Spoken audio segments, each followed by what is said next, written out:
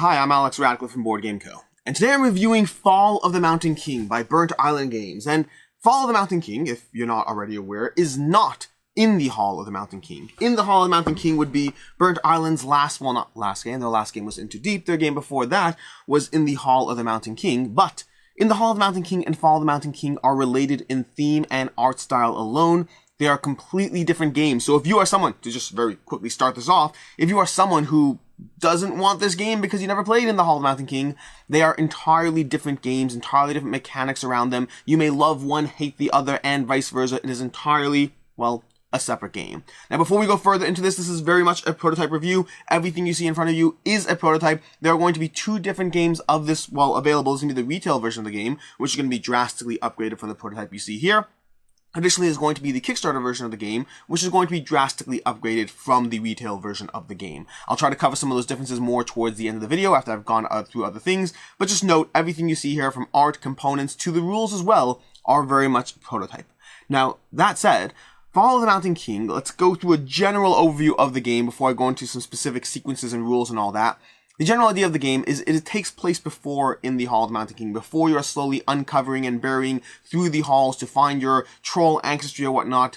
You are now the trolls. Each player controls, well, the trolls, the little troll chieftain, trying to gain influence in various clans throughout the game, as the gnomes are slowly overtaking the Mountain King, or the mountain, or the Hall of the Mountain King. The gnomes are taking over something, I'll tell you that much. But the gnomes are going to slowly be spreading around the board, because every single age across 3 ages, gnomes are constantly invading. You might kill them, you might push them back, you might do what you can to stop the influx of gnome attackers, but ultimately they will overwhelm you. This is a game where it's not about surviving the gnomes, it's about surviving through the gnomes longer. It's about gaining influence through the various clans as you try to fight them off. It is something that will take time, effort, and energy as you try to impress the clans, but ultimately you will fall. We have played the follow-up game, which involves digging back through the mountain to find your stuff. Past that, in terms of mechanics and general idea, that's theme. In terms of mechanics, the game is going to basically be an area control game in a variety of areas. There's going to be area control on the map. There's going to be area control across various champions every single round as you try to get those champions.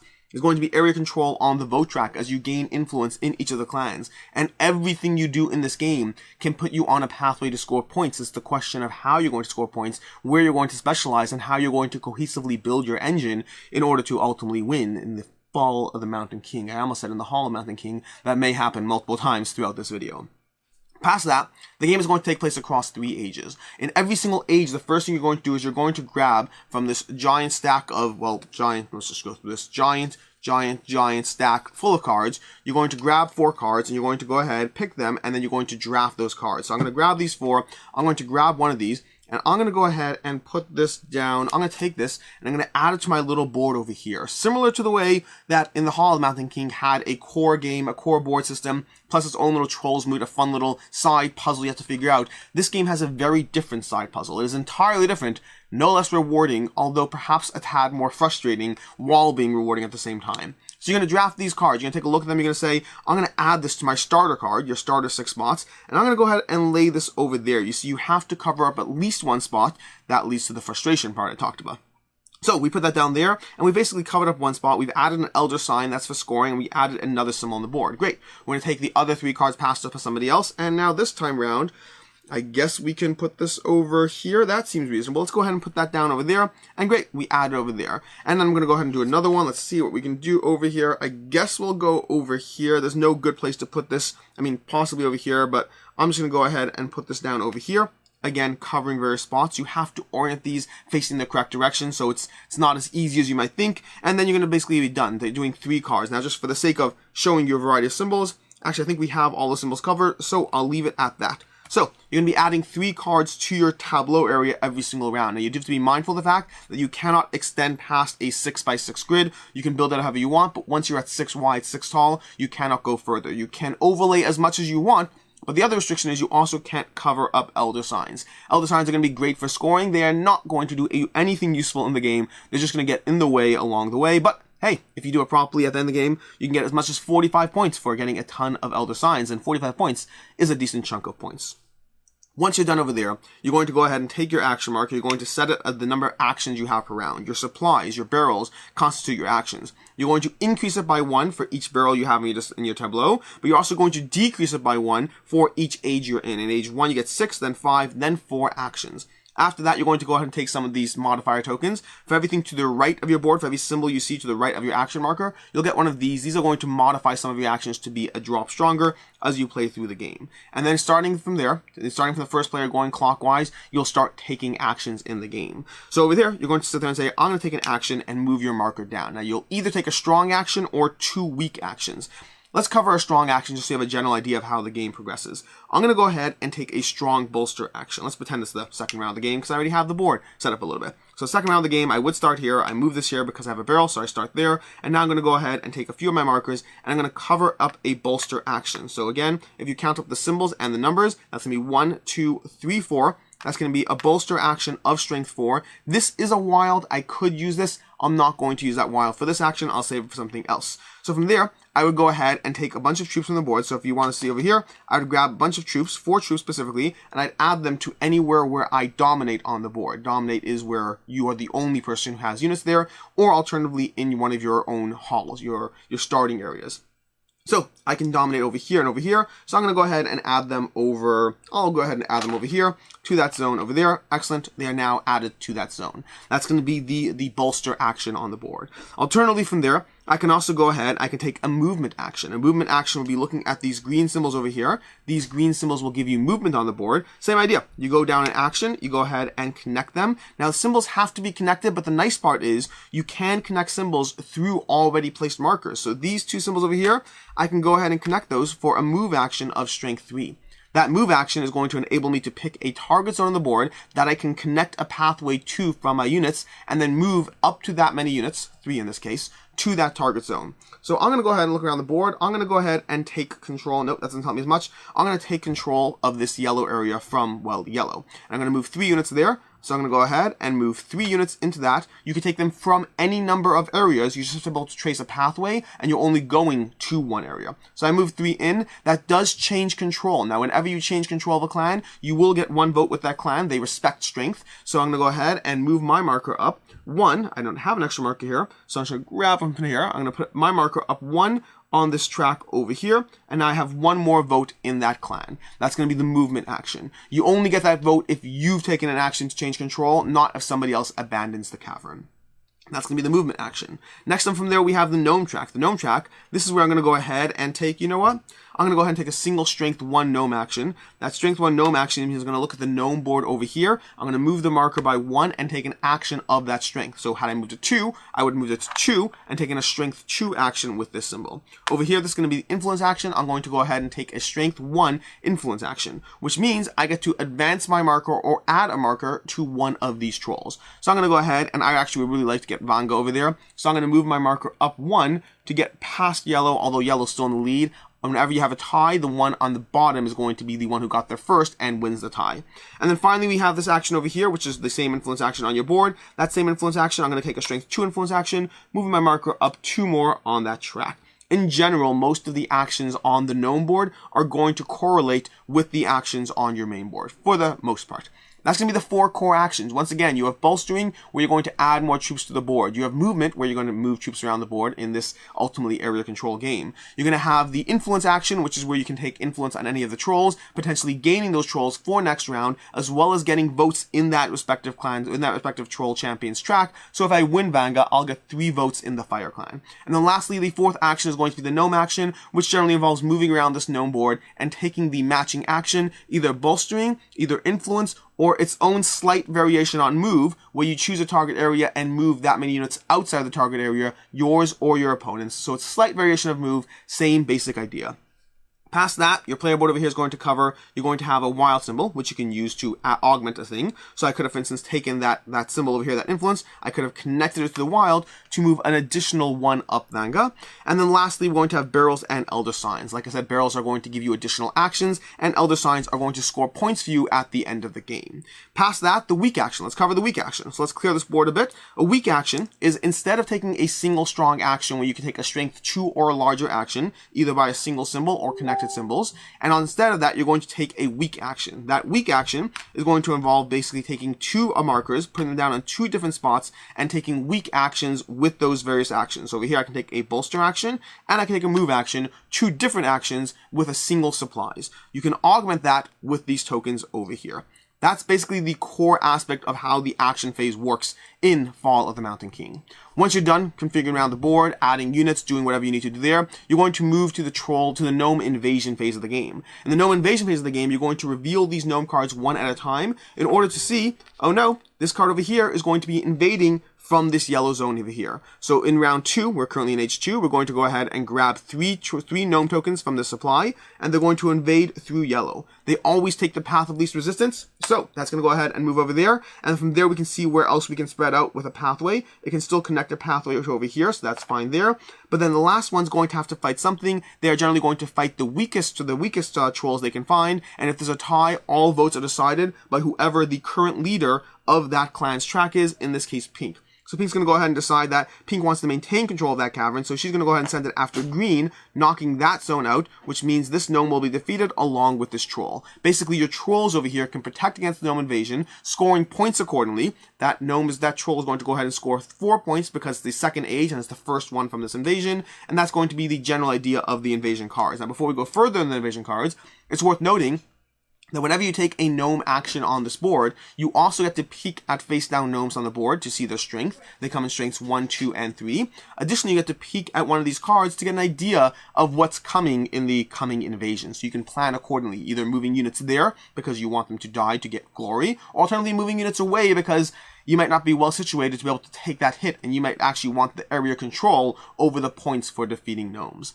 Lastly, you're going to go ahead, well, actually, I think you do this first. First, before you resolve the gnome invasion, you're going to go ahead, nope, sorry, I did it correctly. Invasion first, then you're going to go ahead and resolve the gnome champions over here, the troll champions. You're going to see who has the most influence in each one. That person is going to gain the champion, as well as getting votes in that respective clan track. Anyone else who invested will either get points or votes in the track, so you do get something if you invested, even if you did not win. And then lastly, we move to scoring for the board, where you will want to be in as many locations as possible in this game. The more locations you're in, you're basically going to score points for controlling every individual area, but you'll get additional bonus points for each unique area you're in, basically widespread points for being around the most clans or whatnot.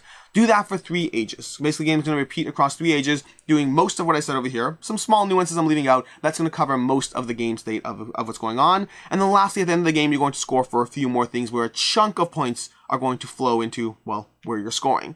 To begin with, you're going to score for great halls around the board. You're going to examine each cavern around the board. So let's take this 8, for example. You're going to look to see who controls the most caverns around 8. Whoever controls the most caverns around 8 will get those 8 points. In this case, there's a tie. We have a 3-way tie between the gnomes do count here, and then blue and yellow. So what we're going to do there is, since they each control 1, we're going to divide 8 by 3, ignoring remainders, and each clan will score 2 points. The gnomes will score 2 points. They don't score them, you just get 2 points. And then yellow and blue will each get 2 points. If we go ahead and look at this one over here, these 4 points, you can see yellow controls all the 3 areas around it, so yellow will get 4 points. You're going to repeat that for all the great halls. Then you're going to score the elder signs, where the more elder signs you have, you get points for that. And then lastly, you're going to score for the vote track. At the beginning of the game, you're going to shuffle up these point tiles, and for each point tile, you're going to see who has the points. So for instance, in the blue clan here, blue would get 6 points, green would get 2 points, and pink would get 1 point. That's a smaller tile over there. They're going to go all the way up to 12, 8, and 6. So a chunk of points will be coming from here, from gate halls, and from the elder signs. And that's basically Fall of the Mountain King. A lot's going on here. And this is one of those games that will not fully click with you until you're done with the round. And also things I left out. This is not a rules video. This is an overview video. Bunch of things I left out, small nuances. What's this thing over here? What happens when you cross these tripwires? Some details like that. Not overly getting into them. But the point is, this is a game where you will play the game. You will learn the game. The actual rules, fairly simple, not the hardest. But you will not fully understand this game until you are done the first round. You'll be like, oh, I kind of get it now. Let's go into round 2 and see how this plays out. There's a lot going on in the Fall of the Mountain King. It is simultaneously rewarding, complex, interesting. It feels like a Burnt Island Games game. It feels like it. They have a feel to their games where they manage to be different and same all at the same time and really give you a rewarding experience as you figure out the puzzles these games provide you. The art to begin with, and keep in mind prototypes, some things like the board still being cleaned up, the art is going to be reminiscent of In the Hall of the Mountain King. If you like that, you'll like this. I like that, so I like this. The components, well, components are prototypes, so I can't overly comment on them. I tell you the pictures I've seen of the components in the real games do look intriguing. So to begin with, the retail version of the game, you will not have meeples. You will have more troll-shaped standees for the game. You'll also have upgraded markers, upgraded art, all of that. The gnome markers will be screen-printed wood. But then we go to the Kickstarter version of the game. If you back the Kickstarter version of the game, you'll be getting miniatures for every single troll, miniatures for every single champion. We haven't even talked about the champions, but these champions over here, sometimes they give you abilities just by having them. Other times they take a physical representation, some sort of aspect on the board where they have an ability, something that will manifest in the way they interact with the board. And there will be champion miniatures for every single one of the champions in the game as well. You're going to have upgraded pieces from the gnomes. All the gnomes will be miniatures as well, from the giant gnome token to these individual gnomes. You'll have printed on the bottom of each miniature as well. So lots of component upgrades to be mindful of as you get into the retail and or Kickstarter version of the game. The game has a spatial puzzle that is a ton of fun. It is challenging, don't get me wrong. This is something that will be as rewarding as it is frustrating. You're going to sit there with your hand of cards looking at what you can add to your board. Let's clear these off over here. Let's prepare for next round. And you're constantly trying to figure things, well, I mean, all these, like, I want 2 more influence. I want 2 more gnomes. But where am I putting this that it won't hurt me? So it happens to be right now, I can put it over here. But even as I do that, that's still frustrating because this is isolated. I won't be able to connect it. And that's a terrible spot. It's not what I want to do. I'm not going to do that. I might put this over here like that. That one works a little bit better because then I could potentially, as I draft another card, I can start connecting them by doing that. But no, I can't because that would be a 6x6 grid. I can't do that. So maybe I put this over here. That kind of works, still leaving an empty gap in the middle, and I can't cover that Elder Sign, which means this is either going to stay here for the rest of the game or something. There are so many challenging aspects to figuring out how to build your little board here and then to chain your actions, because it's not always about building the largest connected set of actions. Just as often you want to take multiple smaller, weaker actions. So it's a balance of when do you need to move 7 trolls into a cavern versus when do you need to move 1, then 3, and that get that 7, but split up into 3 different actions. Because your actions in this game are precious. You only have a handful. Your barrels will give you more supplies, give you a little bit more room to manage that flow, but you're constantly struggling with making everything work in a limited subset of actions. Now,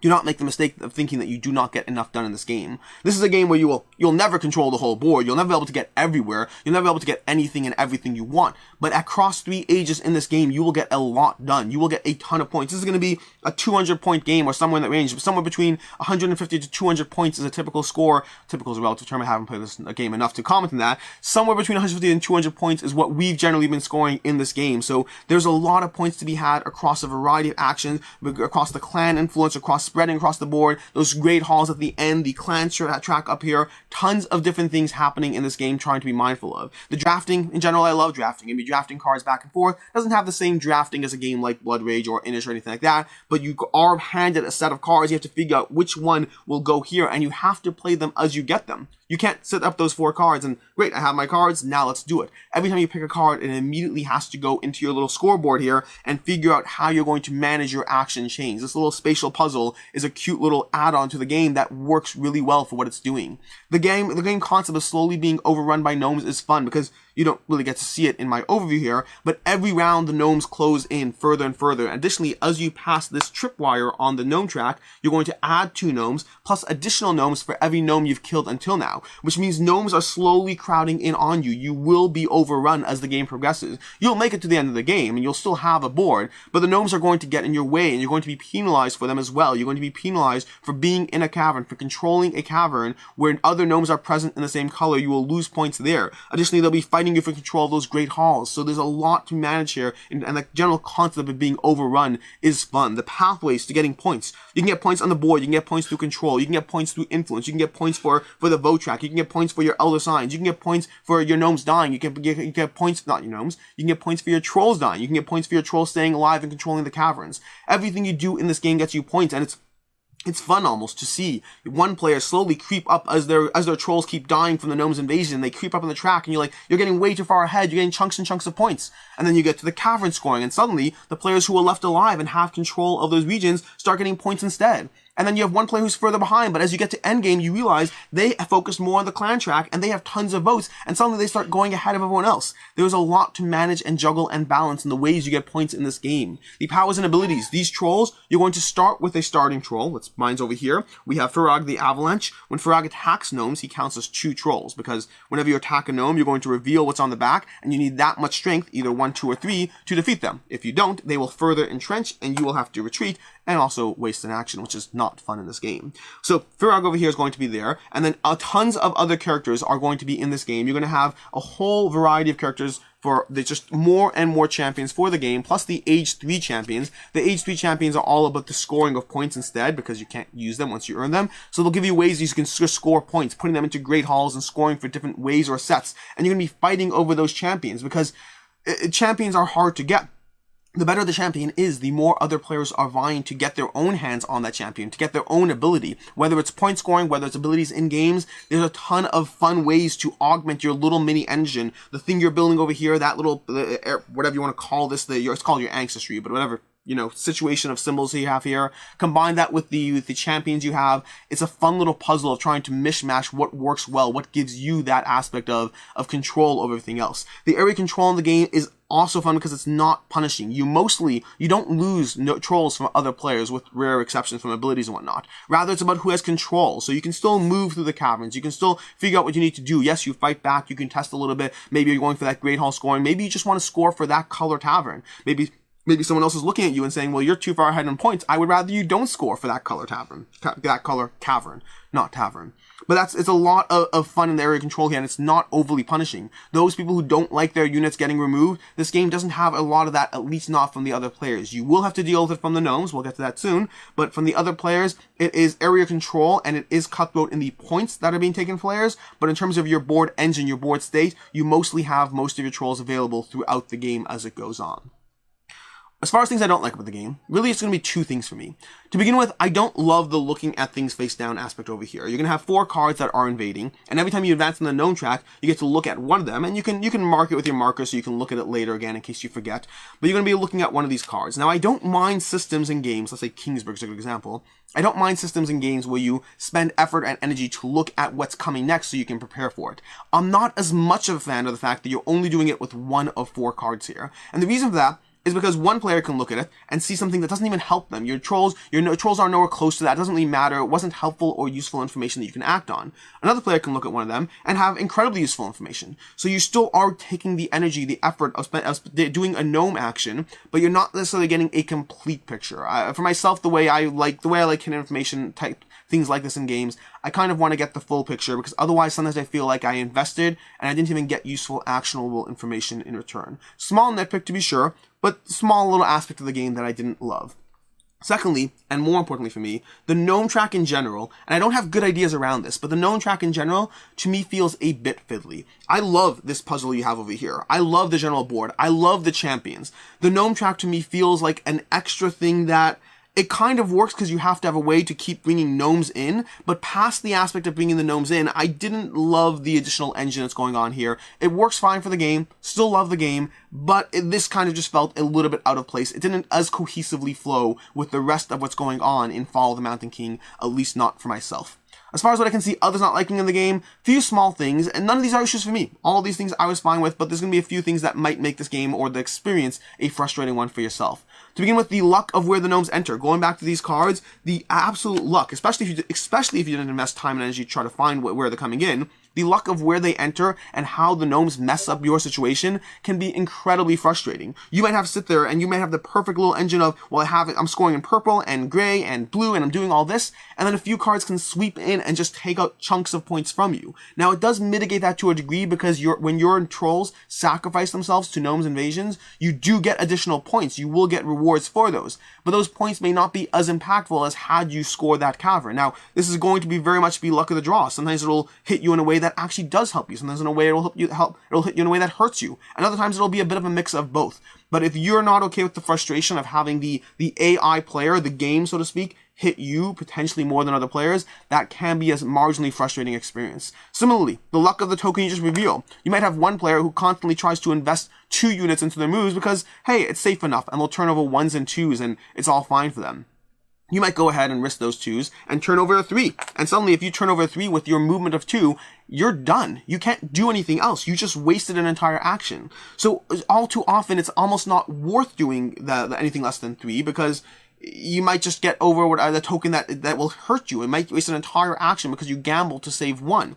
Versus other players might do the same thing, and it works out totally fine for them. So again, small aspects of luck in the game. And then lastly, I would say this spatial puzzle here, I love what the spatial puzzle adds to this game. Just like just like in the Hall of the Mountain King, this is an additional little puzzle to manage that I find incredibly rewarding in its own right of trying to figure out how to build my action selection for this game. If you don't like spatially minded puzzles where you're constantly going to be struggling and trying to figure out, well, I have this card.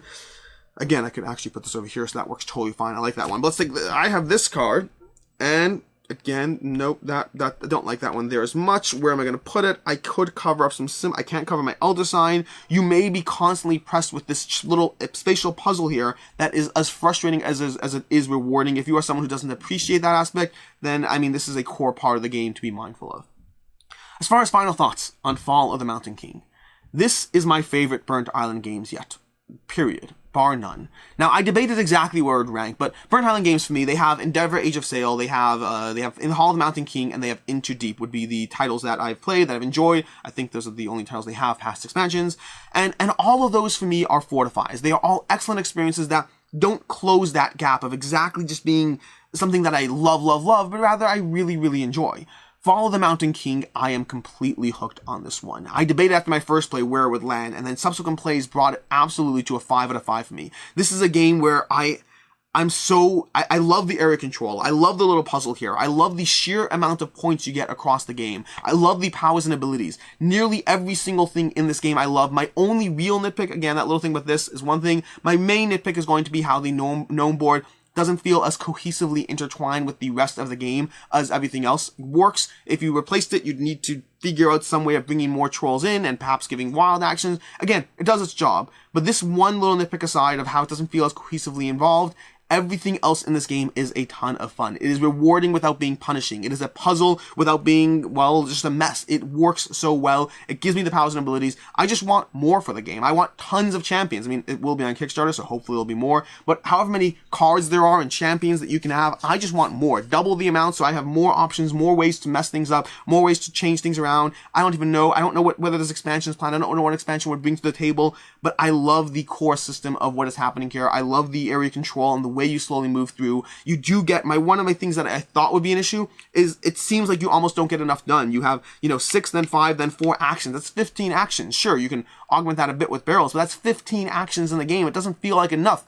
And yet it mostly does end up being enough. I want to use my champions a little bit more. I want to use my champions for another round, but if I did, it would turn this into a 3-hour long game, and I think the 2-hour spot, where it's roughly at 2 hours with 4 players, I think it works really well for what it's doing. Going back to the 5 and 5, because I just forgot, my new rating scale generally has an aspect of, I rate the game not just where I think it is for me out of 5, but also where my expectations of the game were. I would say it's a 5 over 4 for me, in terms of Burnt Island games, like I said already, they have consistently delivered me good experiences that I enjoy. I've gotten every single one of the games for a reason, and I likely will get every single one of the games for the same reason. Until they start letting me down, I'm just going to keep backing their games. That said, while I expected this to be a 4, it absolutely blew me away. This is my favorite game from Burnt Island games yet. One that I can absolutely recommend. If you like area control, this is an area control experience. If you liked the multi-aspect of In the Hall of Mountain King, where you have both a little mini puzzle and then the core game, this gives you that again. If you like powers and abilities, this is just more of that. I mean, it's a solid game. I am Alex Radcliffe from Board Game Co. I hope you enjoyed this video, and as always, have a good one.